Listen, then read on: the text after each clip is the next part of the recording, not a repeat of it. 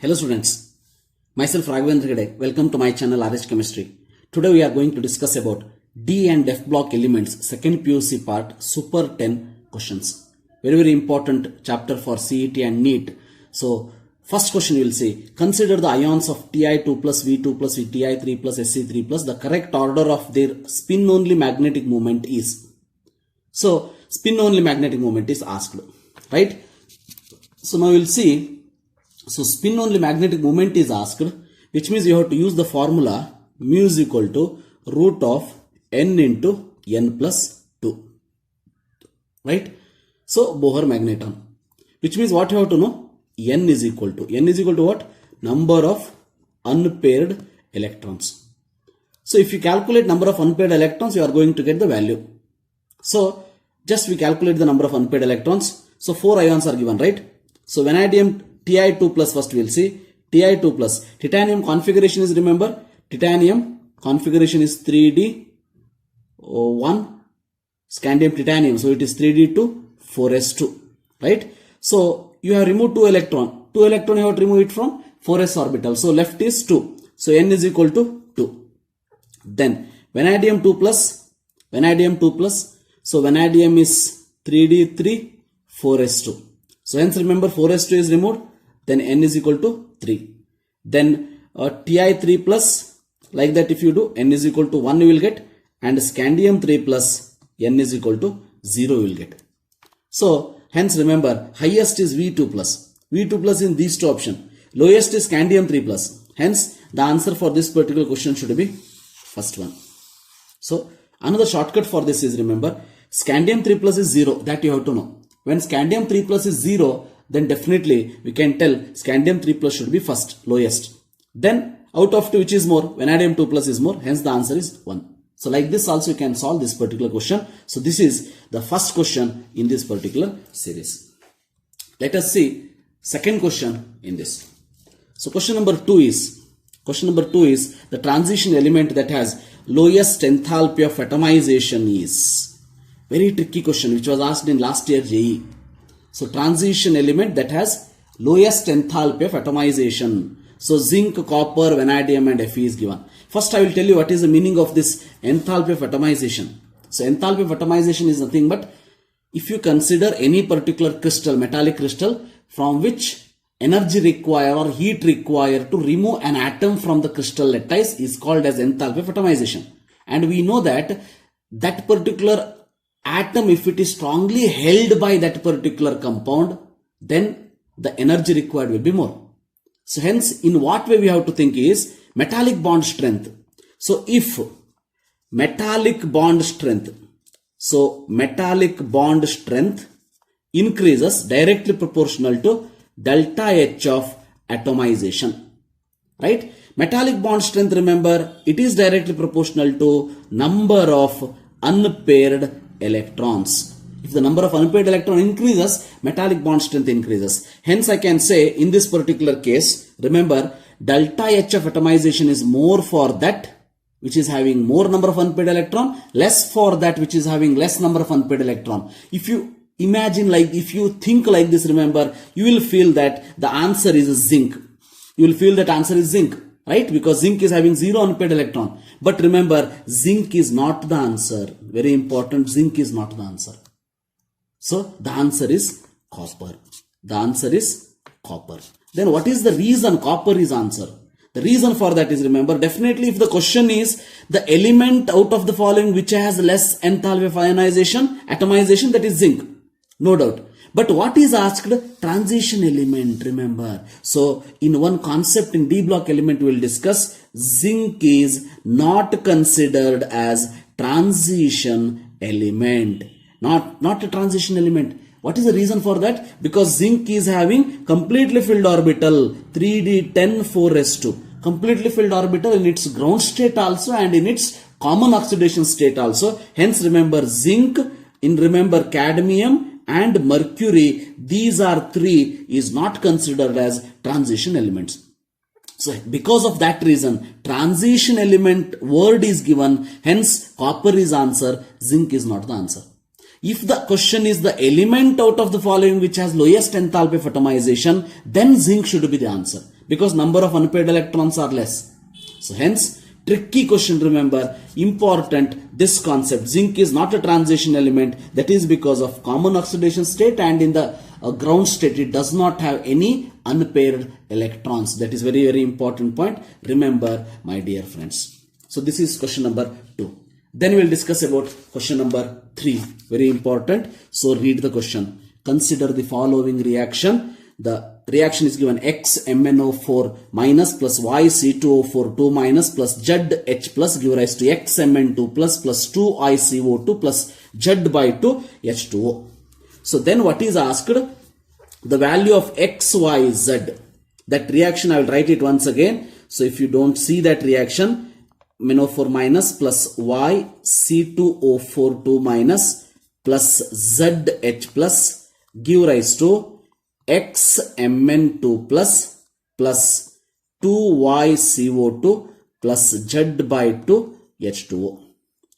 So if you balance this reaction, you will come to know. So how to balance? I will tell you very important point about this. So first you see oxidation state. Manganese oxidation state is plus 7, Mn is plus 2. Carbon oxidation state is plus 3 here. You calculate. So 2x minus 8 is equal to minus 2. So plus 3 here, and here it is plus 4. Carbon dioxide oxidation state of carbon is plus 4. So manganese, how many units changed? 7 to 2 plus means 5 units. Carbon plus 3 to plus 4 means 1 unit. Very important mistake what we will do. Only 1 unit we will take it for carbon. But how many carbon is there here? 2 carbon, remember. 1 carbon to 1 carbon, 1 unit change. 2 carbon to 2 carbon, 2 unit change. Hence I have to take 2. Now cross multiply. Wherever Mn is there, multiply with 2. Wherever carbon is there, we will multiply with 5.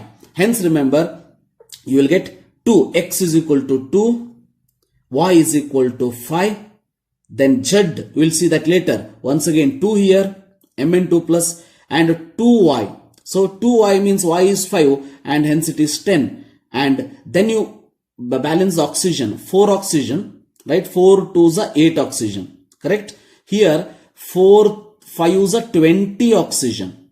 But here how many are there? 10 into 2. 10 into 2. So 20. So I require 8 oxygen here. Right? So 8 oxygen here. So in this particular case, remember, Z is equal to. So 8 oxygen we required means here if it is 8, then Z should be what? Z by 2 is equal to 8 means Z should be 16. Hence remember X, Y, Z. So answer should be, so 16H plus. So Z is 16 and Z by 2 8S2, remember. So 8 to the 16H plus you are going to get. Hence the answer for this particular question you are going to get it as, that is 4. Right? So how to balance this reaction, that you have to understand. So balance this, then you see, check whether X, Y, Z, what is the value you are going to get. So for balancing, very important technique is Mn to Mn number of unit change, then carbon to carbon number of unit change, then cross multiply. When you cross multiply, remember Mn should be multiplied with 2 and this carbon should be multiplied with 5. So hence here you will get 2Mn and 5C2O4. So Y is equal to 5. Then, so you are getting 20 oxygen at this side. So 10 into 2. Here 4 to the 8 plus 5 4 the 20. 28 oxygen. Here it is 10 to the 20 oxygen. So 8 oxygen are required. So which means 16H plus. So the answer for this question is 4. So this is about question number 3. Next we'll move to very important, which was asked previous year. Asked question, remember. So that is question number 4. Amount of oxalic acid present. Amount of oxalic acid present in a solution can be determined by its titration with KMnO4. We know that we did this titration, remember, in your lab. The titration gives unsatisfactory result when carried out in presence of HCl. Remember, you have added a half test tube of H2SO4 if you remember, not HCl. That is they are asking. Remember, here HCl, what is the nature of HCl? Generally remember, HCl is reducing agent. Reducing agent, hence it will give rise to Cl2 gas. Itself undergoing oxidation act as reducing agent. That is the one thing you have to remember. Now, what is the nature of oxalic acid here? If KMnO4 is very important oxidizing agent, then oxalic acid is what? Oxalic acid is reducing agent. Hence remember, oxidizes oxalic acid to carbon dioxide and water. HCl oxidizes oxalic acid is wrong because HCl is reducing agent. Hence, this should not be the answer. Now, gets oxidized by oxalic acid to chlorine means oxalic acid should act as an oxidizing agent. The meaning of this statement is gets oxidized by oxalic acid means oxalic acid should act as an oxidizing agent. But here oxalic acid is a reducing agent. Remember. Hence, this also wrong. Then furnishes H plus ion in addition to those from oxalic acid. If that was the case, remember HCl or H2SO4 will do the same thing. So that is not the answer. But remember here oxalic acid should reduce KMnO4.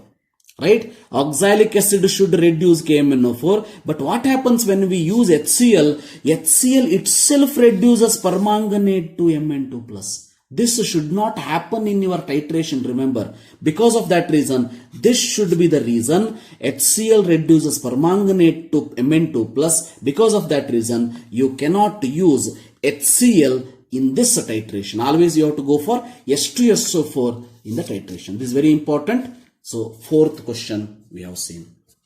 Now we will see fifth question. So, the fifth question is, remember, once again another anomalous behavior it is. The one that does not correctly represent the property indicated against it. So now we will see one by one. Increasing order of oxidation state. Oxidation state of Mn is how much? Maximum oxidation state of Mn is +7. Right? Very famous one. Then chromium is how much? Chromium maximum +6. Vanadium +5. Titanium +4. Which means maximum oxidation state order, if you consider, it is in the correct order. So hence this is not the answer. Increasing magnetic moment. Magnetic moment, remember, directly proportional to number of unpaired electrons. Now you see number of unpaired electrons in Mn3+. Mn3+ manganese configuration is, so 4s2 3d5. Mn3+ means you will remove 4s1 and 3d5 alli one electron remove martiri. Remaining is 3d4. So 4 unpaired. So this is 4 unpaired. Then Cr3 plus calculate 3 unpaired, vanadium 3 plus if you calculate 2 unpaired, and titanium 3 plus you calculate 1 unpaired. Which means the order is correct. 4, 3, 2, 1. Then you take third or fourth. Once again here, fourth one we will see first. Chromium, second ionization enthalpy. Second ionization enthalpy means, remember, energy required to remove second electron. So, chromium configuration is 3d5, 4s1. Manganese configuration is 3d5, so 3d5, 4s2, right? So in this particular case, first electron already you have removed. Second ionization enthalpy means first already you have removed. I will take it as +1 and +1. So this is removed, and from here 1 is removed, remaining is 4s1. Now you see second ionization enthalpy highest for which one? So highest for that is having a half-filled orbital, remember. Half-filled orbital is which one? Chromium. Hence, chromium is more, it is correct. Then Mn, then vanadium, then titanium is also correct. But, so, the point which we confused with, that is melting point. One thing you remember once again, melting point directly proportional to metallic bond strength. I told metallic bond strength directly proportional to number of unpaired electrons, remember.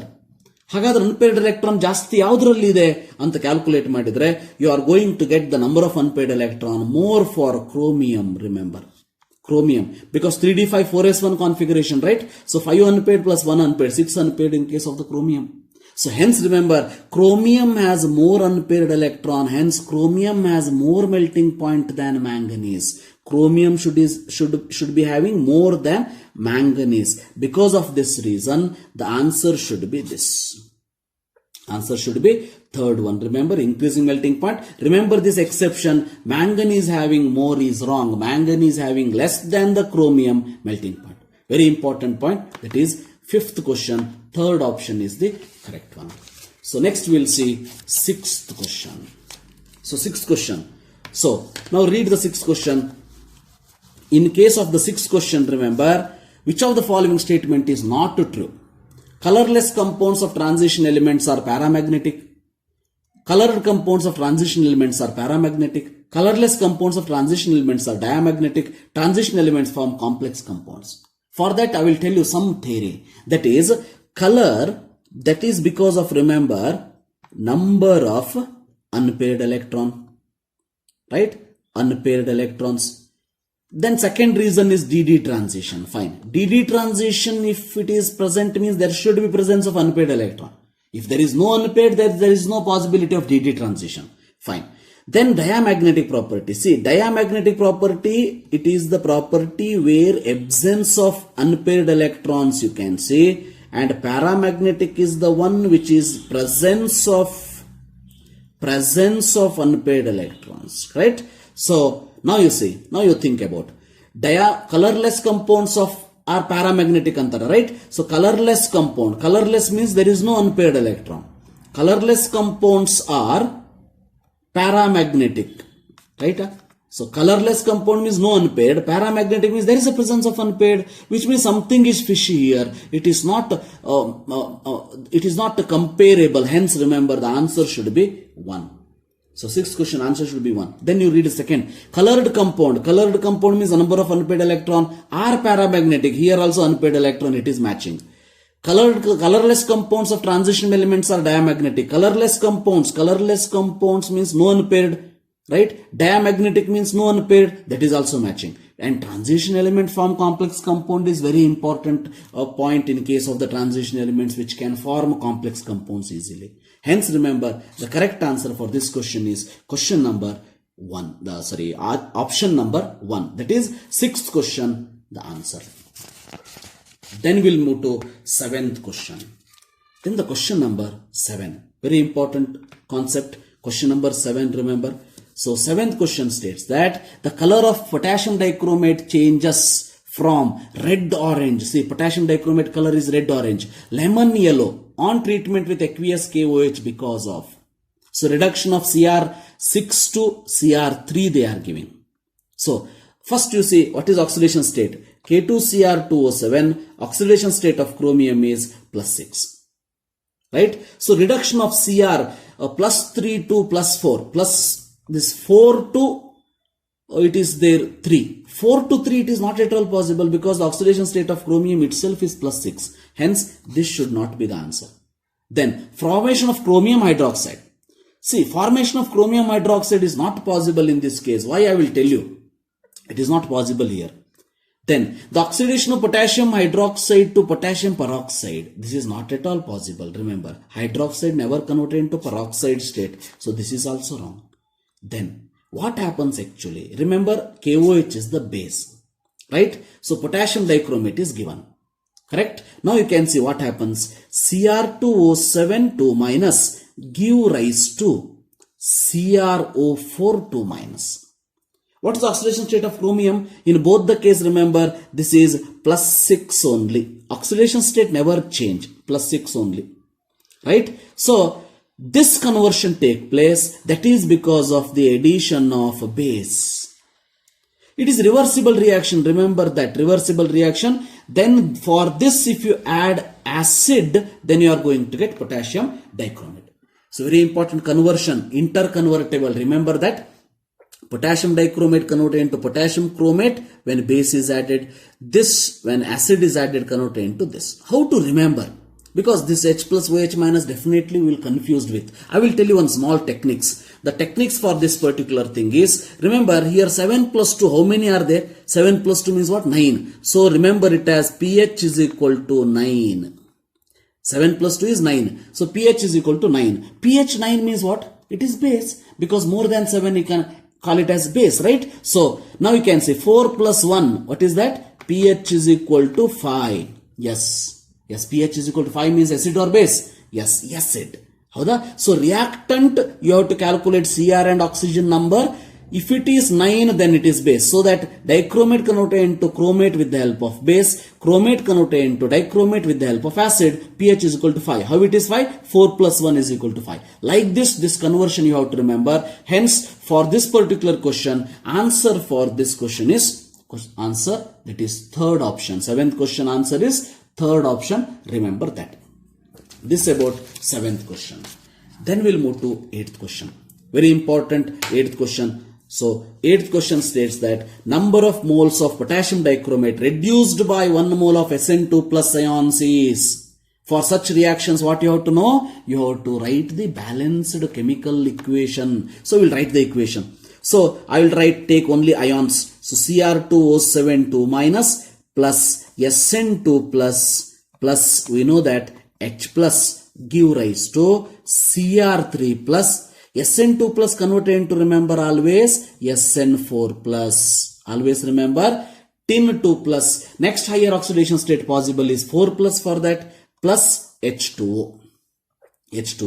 So now you can see, calculate the oxidation state. Oxidation state of chromium is how much here? Plus 6. Here it is plus 3. Right? So chromium plus 6 to plus 3 means how many units changed? 3 unit change. Plus 6 minus plus 3. Right? But how many units changed totally? You cannot write 3. It will be wrong because how many chromium are there? Cr2. Hence 3 into 2 you have to write it as 6, remember. So understood? Whenever like this Cr2, C2O4, that case also we have seen, right, in the previous questions. So Cr2, Cr plus 6 to plus 3, 3 unit change. But 2 Cr is there, hence 6 unit change. Now you take tin. Tin how many unit change? Plus 2 to plus 4, very simple, 2 unit change. So simplified, 2 ones are 2 threes are. So 3 you multiply to tin, 1 you multiply to chromium. Hence you will get 1. And here you will get 3 and here you will get 1, sorry 2, 2 ones are 2, so 2 and here you are going to get 3. Then oxygen you balance. In this question oxygen is not needed, but I will tell you 7 oxygen here, right? So here I want 7 oxygen. So hence it is 14H plus. Now you see 1 mole of chromium. See, remember according to this standard is what? Standard is what? 3 moles of SN2 plus reduces 1 mole of potassium dichromate. Hence what they are asking? 1 mole of SN2 plus reduces how much? Hence 1 mole of SN2 plus reduces how much? So in this case remember answer will be 1 by 3. Correct?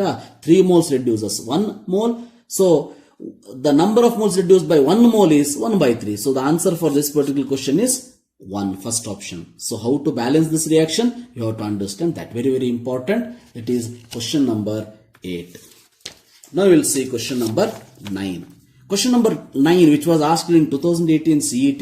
Why I have considered this is that this is also another important the question which is based on the exception. Remember, exception. Fine. Which of the following is an amphoteric oxide? The option is given like this. So remember, generally what is the theory we will discuss? So higher oxidation states, oxides are, remember, acidic.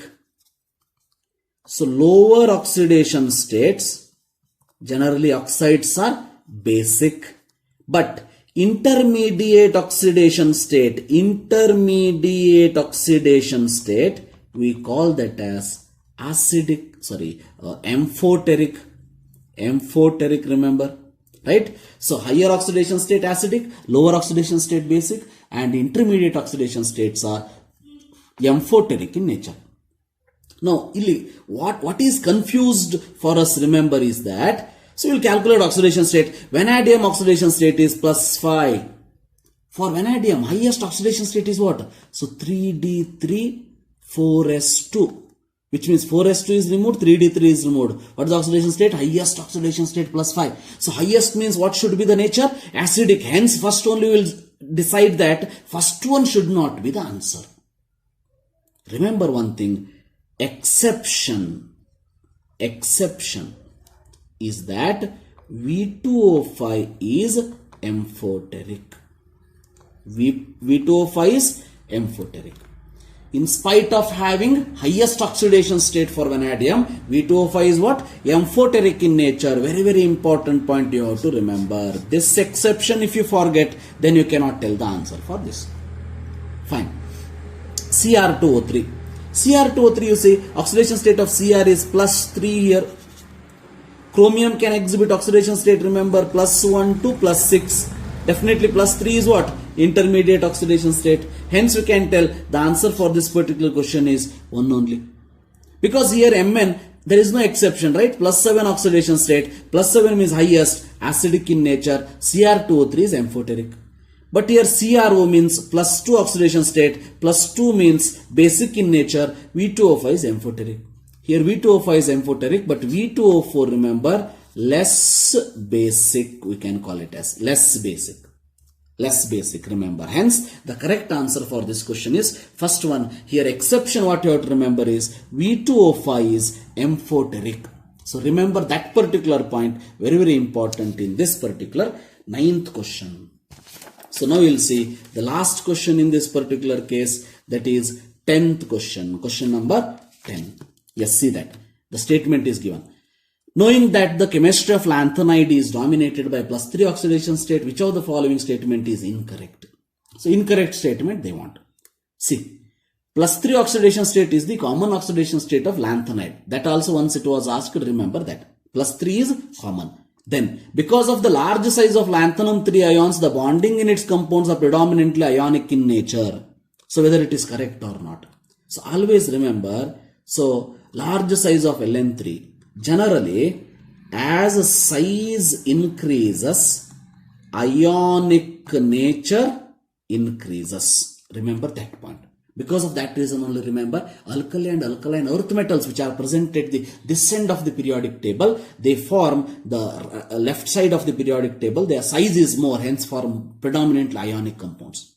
Second one, you see, ionic size of lanthanum 3 decreases generally with the increase in atomic number. What the concept is called as, very, very important, lanthanide contraction. Remember, lanthanide contraction. So, lanthanide contraction means what? It is a regular decrease in the atomic and ionic radii from lanthanum to lutetium is called as lanthanide contraction. So, this statement is correct. Then you can see 2 statement. Then you will see this.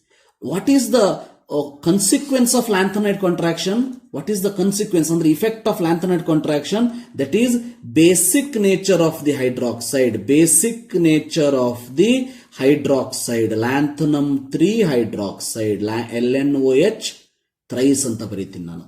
So I will write it as, in this particular case, LNOH thrice. Lanthanum 3 hydroxides, basic nature decreases, we will call it as, right? Basic nature decreases means definitely lanthanum 3 hydroxides are mainly basic in character, is correct one. So hence this statement is also correct. But the thing is, lanthanum 3 compounds are generally colorless. Remember one thing, it may be lanthanides or actinides or D block elements. There is an unpaired electron means there is a color. Because of the DD transition in case of the D orbital, FF transition in case of the F block elements. Which means not all. If this lanthanum 3, if you consider colorless, no doubt. But lanthanide 3 compounds are not colorless. So because there is an unpaired electron, except for example, if Ce4 plus is given, then you can call it as colorless compound because there is no unpaired electron and there is no DD transition. But they are not talking about this. They are telling generally all are colorless. So this statement is wrong. Hence remember, incorrect statement. Third one should be the correct answer.